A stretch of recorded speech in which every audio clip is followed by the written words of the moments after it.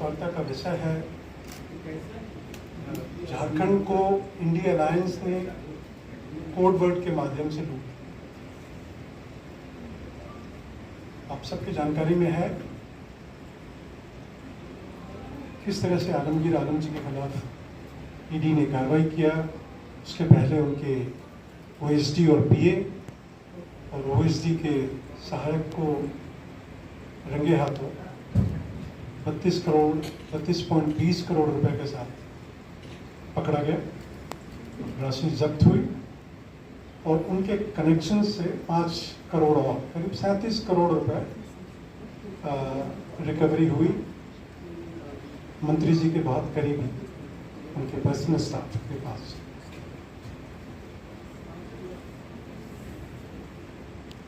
इन्होंने बड़े तरीके से कोड वर्ड का इस्तेमाल किया और इनके लिए कोई नया नहीं, कांग्रेस के लिए या झारखंड मुक्ति मोर्चा के लीडर्स के। हम आपको ज्ञात होगा जब हम लोगों ने आरोप पत्र पार्टी का हम लोगों ने जारी किया था, उसमें हमने जिक्र किया था कि किस तरह से कोड वर्ड, फाइल, फोल्डर और बॉस का इस्तेमाल किया गया था। जब पूर्व मुख्यमंत्री हेमंत सोरेन जी के प्रिंसिपल सेक्रेटरी राजीव अरुणिका के घर से कुछ फाइल्स रिकवर हुए थे और जो ईडी ने जब्त किए थे उनमें फाइल मतलब 1 लाख, फोल्डर मतलब 1 करोड़ और बॉस मतलब माननीय मुख्यमंत्री का जिक्र किया था। तो उनके लिए कोई नया नहीं है। इस बार जो ईडी ने पेपर्स रिकवर किए, डॉक्यूमेंट्स जब्त किए संजीव लाल के घर से, उस पर बहुत तरीके से उन्होंने एक्सेल सीट पे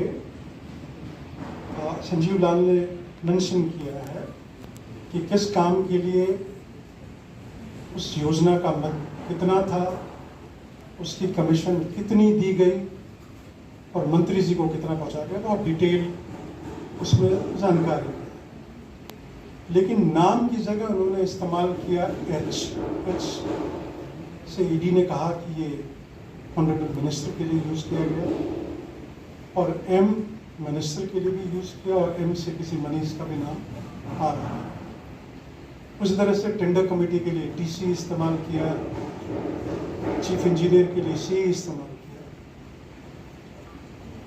और इन्फोर्समेंट डायरेक्टर ने बड़े तफसील से टेंडर में किस तरह से कमीशन लिया जाता है उसका बड़ा विस्तृत ब्यौरा दिया। नीचे से लेकर ऊपर तक क्या रेट है, कितने पैसे कब और किसके माध्यम से पहुंचाए गए, इसकी जानकारी दी। इंजीनियर वीरेंद्र राम जी की गिरफ्तारी हुई थी और उनके साथ इन्फोर्समेंट डायरेक्टरेट ने पूछताछ किया था। उस पूछताछ में वीरेंद्र राम जी ने कबूला था कि उन्होंने कमीशन के 3 करोड़ रुपए मंत्री जी को। उसके बाद से ही फिर आगे बढ़ी और अपनी इन्वेस्टिगेशन गुजारी और ये सामने आपके नोटों का पहाड़ नजर आ रहा है। सबसे हमें तो आश्चर्य नहीं करता है, लेकिन यह है आश्चर्य की बात, ईडी के इतने फुल प्रूफ केस के बावजूद और कोर्ट में जो उन्होंने दस्तावेज प्रस्तुत किए हैं उसमें सारा वाइट में है मंत्री जी का करप्शन। उसके बाद उनमें इतनी भी हिम्मत नहीं थी कि वो पद से इस्तीफा दें। माननीय मुख्यमंत्री चंपा सोरेन जी को भी ये संज्ञान लेना चाहिए और उनको मंत्री को मंत्री पद से बर्खास्त करने का जहमत उठाना चाहिए। ये कांग्रेस की पुरानी फितरत है। आप याद करें स्वर्गीय राजीव गांधी जो कहा करते थे कि केंद्र से हम 100 रुपया भेजते हैं और वो लाभुक तक पहुंचते पहुंचते या जहां डेस्टिनेशन है वहां पहुंचते पहुंचते उसमें से पैसे निकल जाते हैं। तो पार्टी के जितने कार्यकर्ता हैं, नेता हैं, लीडर्स हैं, उनको तो संगठन में ही शायद ये घुट्टी से पिलाई गई कि किस तरह से भ्रष्टाचार करना है।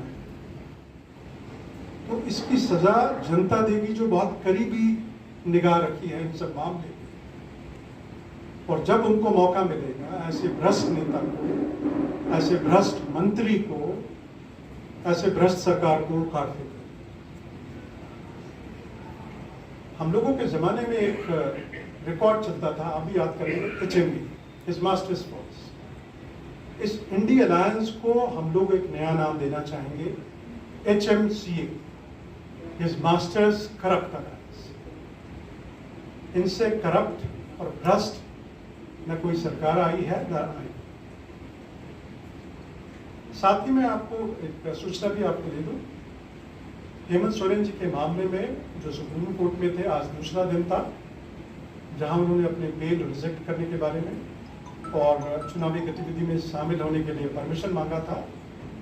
सुप्रीम कोर्ट ने झटका है उनके वकील कपिल सिब्बल को, और उन्होंने, सुप्रीम कोर्ट ने ये बहुत बड़ा एलिगेशन लगाया मौके पे कि आपने जो डॉक्यूमेंट्स हमारे समक्ष पेश किए हैं उसमें आपने तथ्य छिपाया कि जो लोअर कोर्ट है वहाँ पूर्व मुख्यमंत्री जी के खिलाफ जो चार्जशीट हुआ है उसका कॉग्निजेंस लिया जा चुका। तो ये बहुत शर्मिंदगी की बात है। देश के सबसे उच्चतम कोर्ट में और एक मुख्यमंत्री और पूर्व मुख्यमंत्री और इतने बड़े वकील